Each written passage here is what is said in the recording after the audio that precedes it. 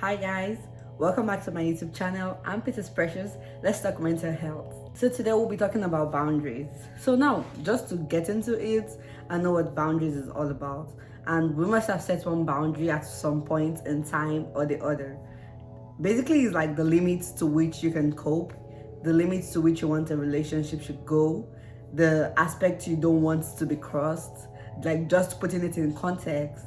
So basically, we have all created a boundary, and I asked my brother, "What is boundary?" He said, "What he used to limit, like a fence or a compound or something like that." Yeah, because you don't want it to be encroached upon. So therefore, even in relationship, in our everyday life, we set boundaries as a point or the other. In families, there are various type of boundaries that exist in a family setting. We have the rigid boundary, we have the clear boundary, and we have the open boundary. So basically, the rigid boundary, just like the name says, is rigid. It's like a wall, basically, in that setting. Is when people are just rigid or strong-willed about a particular thing, and there's no turning back from it. It is like, this is how it is, and that's it. Nobody encouraged. But most times, rigid boundary usually leads to like isolation in a family setting or in a relationship setting. But when we talk about clear boundaries are the perfect type of boundaries because it is clear, it is concise. People understand what they should and what they shouldn't do in that relationship or in the family. And it is flexible because you can accommodate people while still maintaining your boundaries. So clear boundary is a very good type of boundary that we should emulate as people. Then we have open boundary, and open boundary could be seen as also a diffused boundary, which is not too negative, but it is kind of negative. So this is when the boundary is established. You're not too rigid, which is good.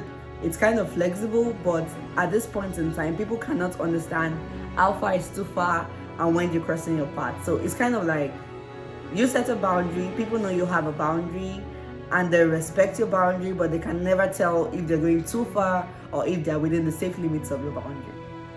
How do you know if your boundary has been crossed or someone is crossing your boundary?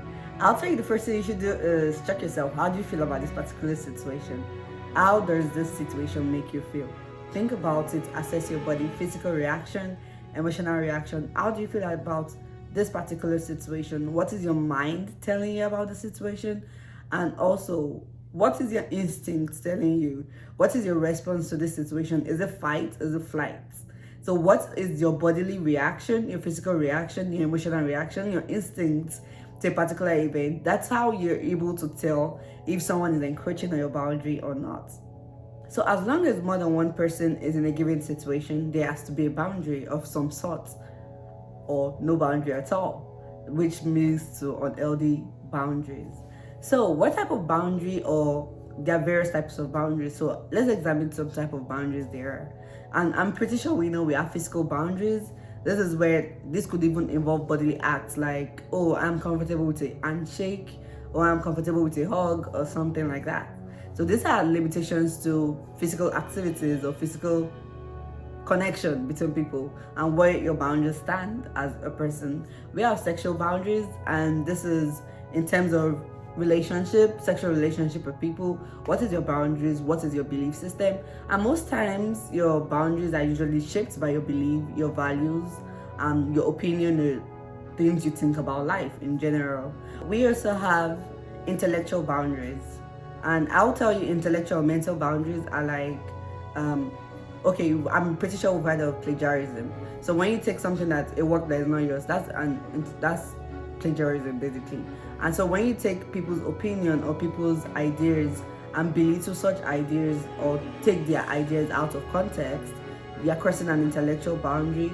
Or when you believe, people's opinion doesn't count, or you just take it for granted, that's also crossing a type of boundary, intellectual boundary or mental boundary, taking ideas that are not yours or belittling it. We also have emotional boundary, and for emotional boundary, this usually gets crossed upon when this person's personal story is being shared without their consent, like violating HIPAA policy, or when a person's suffering or pain is being belittled or dismissed as being irrelevant or not worth the stress, then that is an emotional type of boundary because you're crossing that in that sense.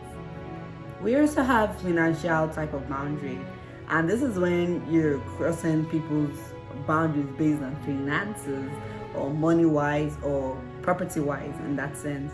So it is like someone lends you money, you refuse to return it back, you stop taking the person's calls, you cross that boundary because you just went over your agreement as a person, or you take people's property, you take people's money without telling them.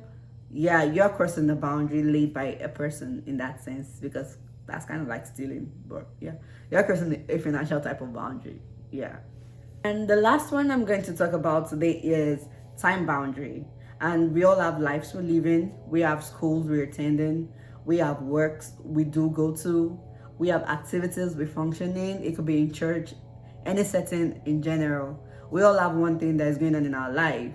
And I'm pretty sure when you go for a function and activity that is meant to start early and it then starts like 2-3 hours later, we feel offended. Like, yeah, you're taking our time and time is precious.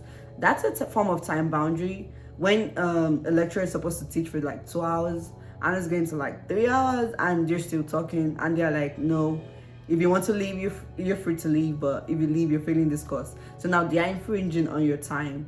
Time boundary is very important. It could be in families, it could be in workspace, it could be anywhere. It's important for us to understand that there's time boundary and respect people's time. They'll tell you time is money. So respect people's time, and that's one way to think about it.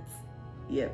To summarize it, today we spoke about boundaries, and boundaries are the limits of appropriate behaviors between people, and what extent to which a person permits something and the extent to which they don't want something like that to occur in any given relationship. And we spoke about boundaries in families, which could be rigid, they could be open, and they could be clear boundaries. And we said clear is the most important type of boundary.